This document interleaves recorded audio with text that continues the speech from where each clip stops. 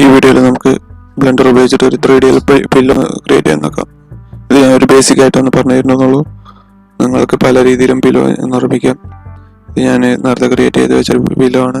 ഇതിനെ നമുക്ക് ഒന്ന് സേവ് ചെയ്തിട്ട് നമുക്ക് ഫയൽ ന്യൂ എടുക്കാം. ന്യൂവിൽ ജനറൽ. ഓക്കെ, ഇപ്പോൾ തൽക്കാലം ഡോൺ സേവ് കൊടുക്കുന്നുണ്ട്. ഈ ഇതിലുള്ള ക്യൂബ് ഡിലീറ്റ് ചെയ്തിട്ട് എക്സ് അമർത്തിയിട്ട് ഡിലീറ്റ് കൊടുക്കാം.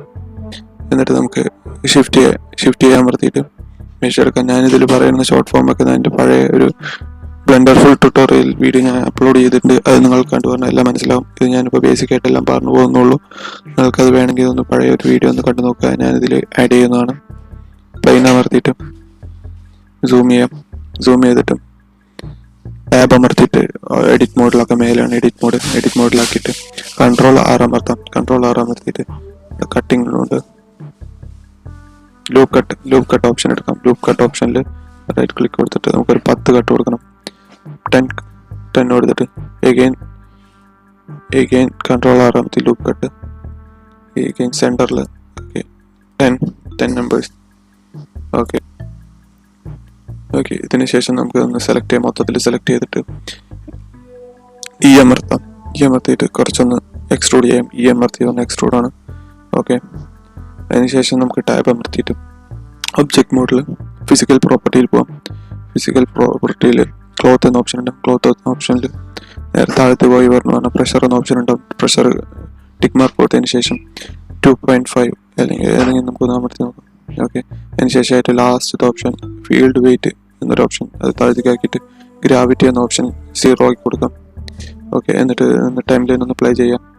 ഓക്കെ, ഇപ്പോൾ അത് പില്ലോൻ്റെ ഷേപ്പിലേക്ക് ആക്കിയിട്ട് ഇപ്പോൾ കാണുന്നത് സ്ക്വയർ പോലെ ആയിരിക്കും.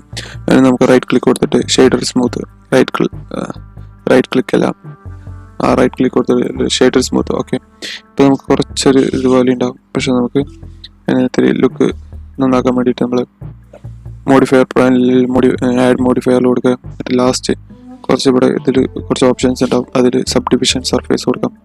ഓക്കെ, ഇപ്പോൾ പില്ലോ കാണാൻ കുറച്ച് ഭംഗിയായിട്ടുണ്ടാവും. അതിന് നമുക്ക് നേരെ മെറ്റീരിയലിൽ പോയിട്ട് കുറച്ച് മെറ്റീരിയൽ വേണമെങ്കിൽ നമുക്ക് ആഡ് ചെയ്യാം. തൽക്കാലം ഞാനൊരു മെറ്റീരിയൽ വെറുതെ ഒന്ന് ബേസിക് ആയിട്ടൊന്ന് കാണിക്കാൻ വേണ്ടിയിട്ട് ഒരു ബ്ലൂ കളർ ആഡ് ചെയ്യുന്നുണ്ട്.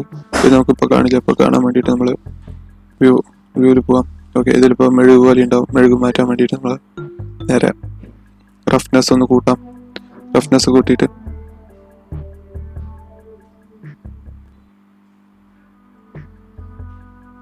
ഓക്കെ, അത് തൽക്കാലം അത് മതി. നമുക്ക് ലൈറ്റിംഗ് ഒന്ന് ചെറുതായിട്ട് നേരെ കാണാൻ വേണ്ടിയിട്ട് ഒരു മെഷും കൂടി ആഡ് ചെയ്യാം. ഷിഫ്റ്റ് ചെയ്യാൻ അമർത്താം.